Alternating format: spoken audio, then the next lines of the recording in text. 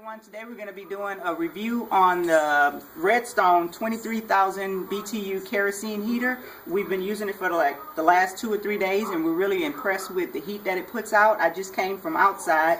We were refueling it for about, like I said, maybe day 3 of it. It's a simple system. It holds up to 1.9 gallons of kerosene. It is said that those 1.9 is supposed to last up to about 12 hours if you're using it correctly. It has an automatic ignition system that is battery operated. You can also do it manually if you have any problems with it. This is the book and model. We picked this up at Tractor Supply. It says, the book says it heats up to about 1,000 square feet. We found that it, heats, a little bit more than that. Yeah, a lot more than that. But we're going to just go on what they said and let you know that it heats up to, at least 1,000 square feet. What's the time? What's the hour frame on it? About 12 hours. 12 hours on low and about, I guess, half that time, a third of that time on high. Yeah, and I suggest that you always leave a kerosene heater on low because at a higher setting you're asking for, smoke and, those types of problems. And you can mess the wick up. Yeah, and the way we've been using it, I found if that's low, exactly, and it's definitely doing a good. I don't see why you would have it on high because it's doing an excellent job at the setting. Yeah, go ahead. I'm sorry. And there is a point in time where you put it on high, but that's like only in the first 5 to 7 minutes of operation because you're making sure that wick really catches and you have an even burn. But after that 5 to 7 minutes, you should be able to adjust it down. And according to the book, it tells you to adjust it to about a ½ inch above the disc that you could see, if you could see inside this window. And you probably can't because it'll probably create a glare on the camera. But there's a little round disc in there with like a raised bulb in the middle, and you want your fire to be no more than a ½ inch above that. Anything higher than that, and you can get a lot of smoke and soot, and of course you're going to be burning a lot of fuel. But I mean, it's clean burning. There's no odor when it's burning. It's a whisper quiet system. So basically it's working while you're sitting there in comfort.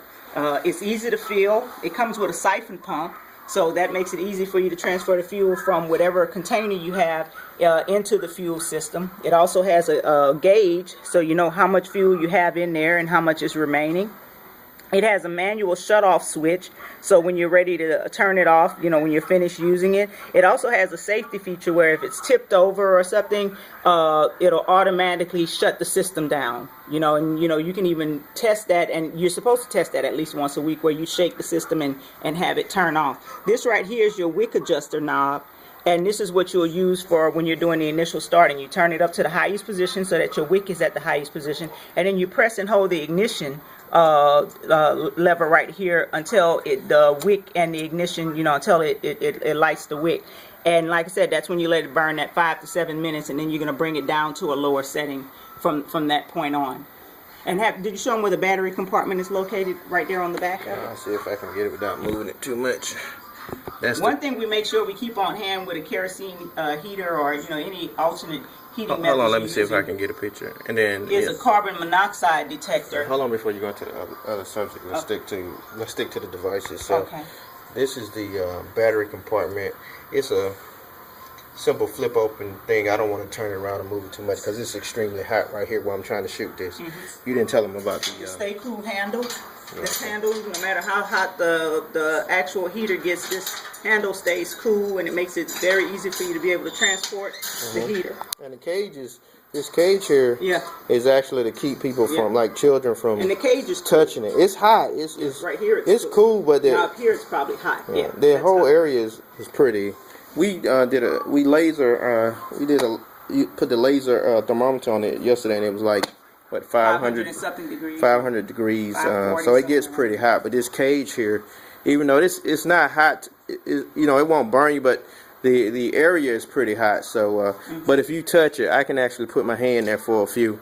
But it keeps a child or something from walking into it or sticking something into it. And I believe this. You remember the other day when I was trying. Ow, that's hot.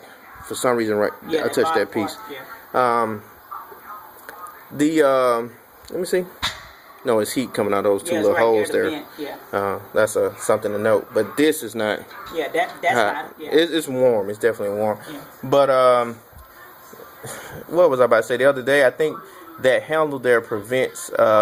You can't take that top lid off until you take that That handle. To take the handle off, so that kind of keeps it from. It locks it in place. Yeah. So that's another. So even if it tips over, you don't get all of that falling out. And then it has a drip pan here also. To catch any leaking kerosene and stuff like that. You really don't want to have any leaking, but it's a good idea to have a tray there because it helps protect your flooring or wherever you happen to sit it.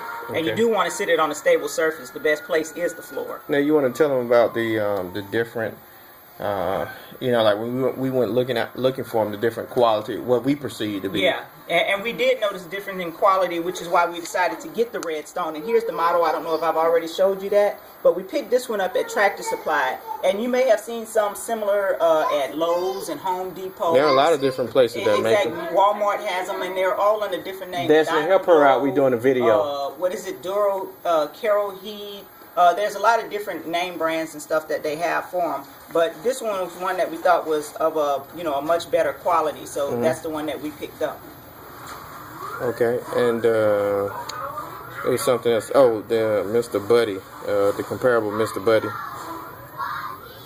Oh yeah, the propane heater we picked up. Now it did well considering what its job was because it heats up to 400 square feet, and it did good heating up one room. But it doesn't have the ability like this one has to heat multiple rooms at one time. But I think it would be handy for camping, small cabins or something like that because it really does the job. And it came with it gave you the ability to put 2 1-pound canisters of propane on it, correct? Yeah. Or you could hook it up to like a 20-pound tank, connect with the connector hose and the filter and stuff like that. So that's a possibility for us as far as the future goes for camping and stuff like that. So I wouldn't scratch it off our list because it was No, I actually like they have it's nice and portable. They have a little Buddy and a big Buddy. Yeah. And we bought the big Buddy. It was $100, I think. And it was 18,000 BTU. Yeah, it did a good job for like if you're in a small cabin or one room,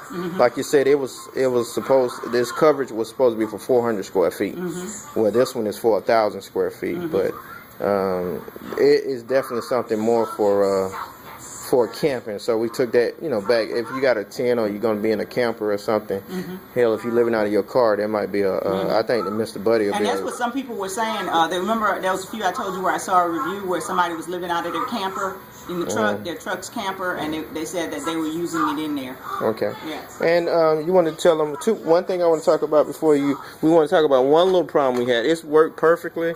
It's not really a problem, but one issue we were having was turning it off. You're supposed to press down the manual, and hold this. That at the same and maybe time. Just us trying to get it, or we just impatient. It'll go off immediately, but we'll still notice a little flicker on the wick, and we just got to figure it out. We gonna call that user error. Yeah. What we'll do, we'll just kind of take it out, and when we turn it off, we take it outside to turn it off because when you turn it off, that's the only time you'll smell kerosene for some reason. Exactly. You get a little whiff of kerosene might come into the air. So we turn it off. We take it outside and turn it off. We just carefully, carry it out to the outdoor, and hit the manual turn off and do the procedure. And it takes a few seconds, and then it'll go off. And you want to tell them about the carbon monoxide? Make it quick because I don't want it to be too long. Yeah, and since now the Big Buddy came with a CO sensor, this one doesn't. So what we did was we picked up one at Walmart. It only cost like $17.87 plus tax. Yeah. And it does the job of what we needed to do, letting us know if there's any dangerous levels of carbon monoxide. But if you're burning the kerosene heater correctly and you've got some slight ventilation and stuff somewhere in the house, if you got a tightly sealed house, then you definitely need to like raise your window maybe an inch or so. But if your house insulation is already whack, you should be good to go. But I always say get the carbon monoxide detector just to be on the safe side. All right, and that's the Redstone kerosene heater. We may be buying another one in the future. I definitely think it's a good excellent buy so far, and the Mr. Buddy too is a good buy. But that's it, y'all. Appreciate y'all watching this video, and if you have any questions, or we'll try to keep you updated about it. I gotta get out of this jacket now. See y'all later. I don't know how you're doing it. Peace. Yes.